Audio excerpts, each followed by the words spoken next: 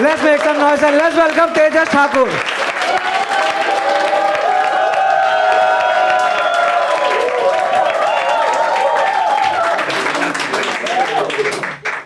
कैसे हो guys?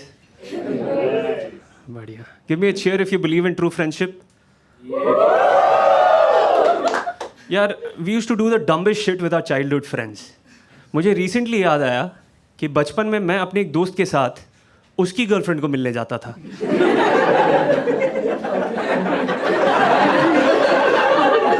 But not for the reasons you are imagining. ठीक है, वो उसके साथ टाइम स्पेंड करता था और मैं उसके साइकिल की पहरेदारी करता था. उनका छोड़ो, मैं उसके साइकिल का थर्ड व्हील था. हम बहुत फट्टू थे बचपन में. छोटी सी बात पे, माइनर इनकन्वीनियंस पे भगवान को प्रॉमिस कर देते थे कि भगवान इस प्रॉब्लम से बचा लो, हम नॉनवेज खाना छोड़ देंगे, ठीक है, पेप्सी पीना छोड़ देंगे, लेट आना छोड़ देंगे. एक पॉइंट के बाद हमारी सारी बुरी आदतें एग्जॉस्ट हो गई. फिर हम भगवान से पर्सनल हो गए. हमने कहा भगवान इस बार बचा लो, हम मैस्टरबेट करना छोड़ देंगे. और मजाक नहीं कर रहा हूं, उस बार फट से प्रॉब्लम सॉल्व हो गया. तो हमने फिर से स्टार्ट कर दिया, क्योंकि अगली बार प्रॉब्लम आए तो कुछ छोड़ने के लिए होना चाहिए ना. देखो, दोस्ती अच्छी रहने के लिए ना एक कंडीशन जरूरी है कि तुम और तुम्हारे दोस्त दोनों की सेक्स लाइफ होनी ही नहीं चाहिए.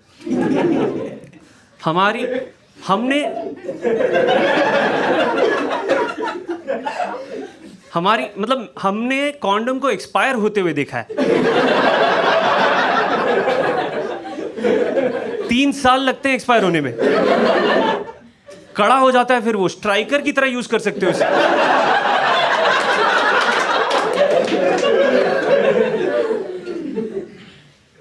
एक और जरूरी चीज होती है दोस्ती में, तुम अपने दोस्त को हमेशा परेशान करते रहो. ठीक है, रिसेंटली मेरा दोस्त मुझे कॉल करता है और कहता है रात के 4 बजे कि भाई बहुत बड़ा प्रॉब्लम हो गया. मैंने कहा क्या हुआ? कहता है मैं प्रोटेक्शन यूज करना भूल गया. तो मैंने कहा ठीक है, इसमें क्या प्रॉब्लम है, आई पिल. तो कहता है हाँ वो मैंने खा लिया.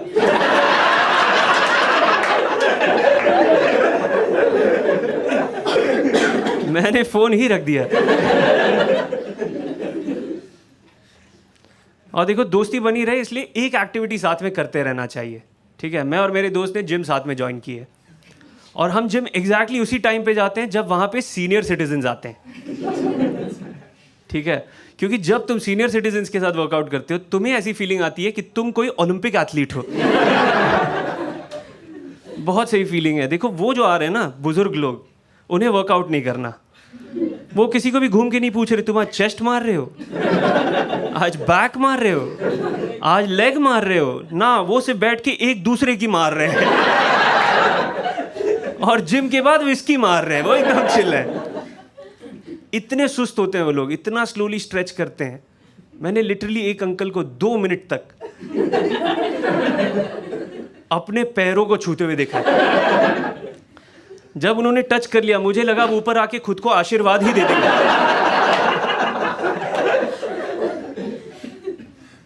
बहुत सही चल रही थी मेरी जिम लाइफ, लेकिन जिम से मेरा चप्पल चोरी हो गया. मेरा दोस्त कहता है गलती तेरी ही है, तूने दोनों चप्पल साथ में क्यों रखा. बात सही थी उसकी. मैंने अपना नया चप्पल फिर एक कोने में छुपाकर दूसरा दूसरे कोने में छुपा कर रखना स्टार्ट कर दिया. फिर कभी एक बार जिम वाले किसी क्लीनर को मेरा एक चप्पल मिला होगा. वो सोचा ये कौन एक चप्पल छोड़ के गया है, उसने फेंक दिया. फिर मैं एक चप्पल के साथ घर गया. फिर हमने सोचा हम डायरेक्टली प्रॉब्लम को एड्रेस करते हैं, चप्पल चोर को ही ढूंढते हैं. अब हम रोज जिम के बाहर खड़े रहते हैं और वेट कर रहे हैं चप्पल चोर वापस आएगा. ना हमें चप्पल मिला है ना चप्पल चोर. हम सबके चप्पलों को देखते रहते हैं, पूरे जिम को लगता है मैं ही चप्पल चोर हूं. और यार लाइफ में थोड़ी बहुत प्रॉब्लम्स तो चलती रहनी चाहिए, बट आजकल वाली नहीं यार.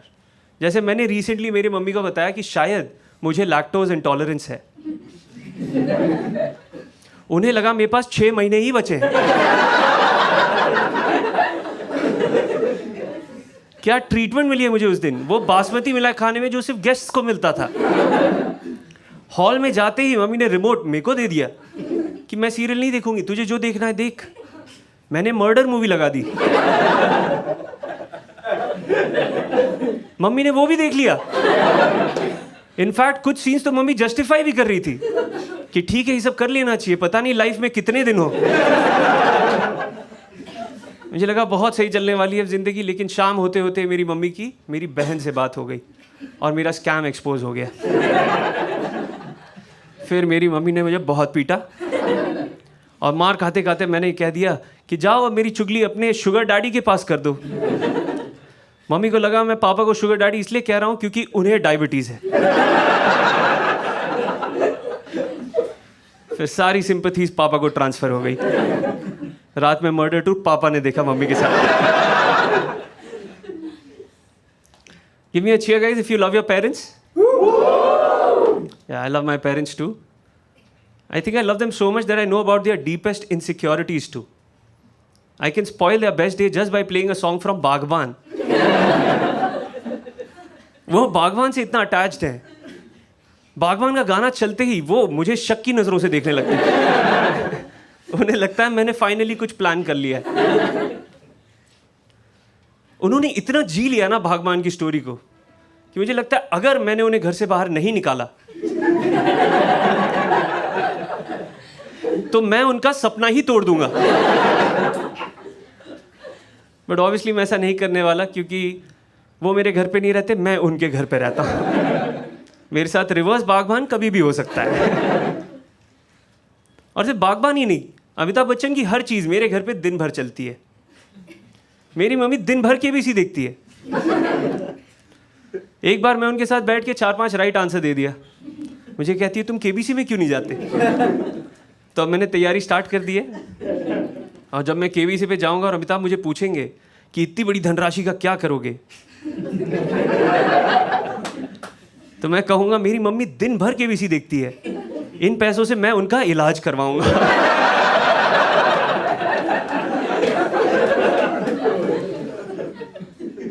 But I am very close to my mom, I spend a lot of time with her. खासकर मैं ड्राइव्स पे उनके साथ जाता हूँ, और जब मैं उनके साथ ड्राइव पे जाता हूँ तब मैंने नोटिस किया है कि मुझे ट्रैफिक सिग्नल सिर्फ दिखाई नहीं, सुनाई भी देता है। बहुत इंस्ट्रक्शंस देती हैं वो। उन्हें लगता है जब वो नहीं होती मैं गाड़ी ठोके ही जा रहा हूँ। अगर उस रात सलमान भाई के साथ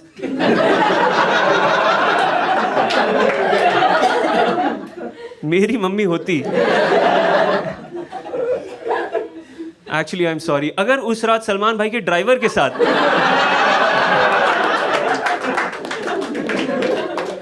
मेरी मम्मी होती, तो मेरी मम्मी इतना इंस्ट्रक्शंस देती कि जेल मेरी मम्मी ही जाती। एक और बार मैं मम्मी के साथ ड्राइव पे गया था, मैंने उन्हें गूगल मैप पकड़ा दिया।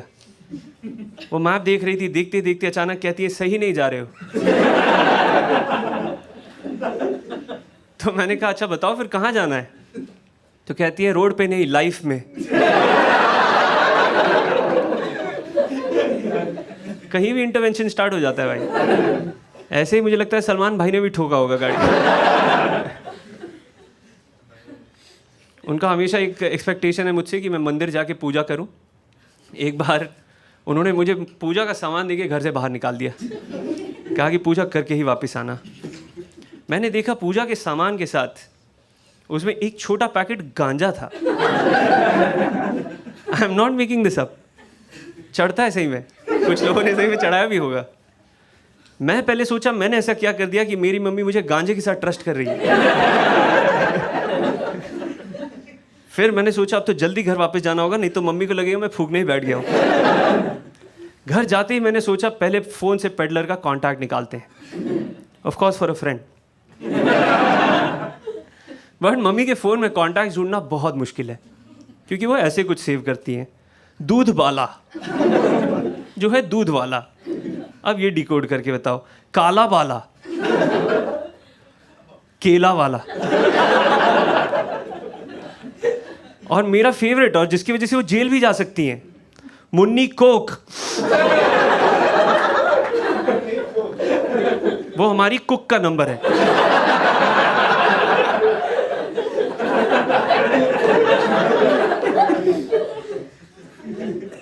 मम्मी कहती है घर साफ रखो, कभी भी घर पे कोई भी आ सकता है, और कोई भी अचानक आ जाए वो भगवान होता है। तब मुझे पता चला हमारे 33 करोड़ भगवान क्यों हैं। तुम में से आधे लोग भगवान हो, तुम्हें पता भी नहीं है। जब भी घर पे कोई ऐसे गेस्ट आता है, पापा एक बहुत इंटरेस्टिंग चीज़ करते हैं, हर उस चीज़ पे कपड़ा डाल देते हैं जिससे वो एम्बैरेस्ड फील कर सकें।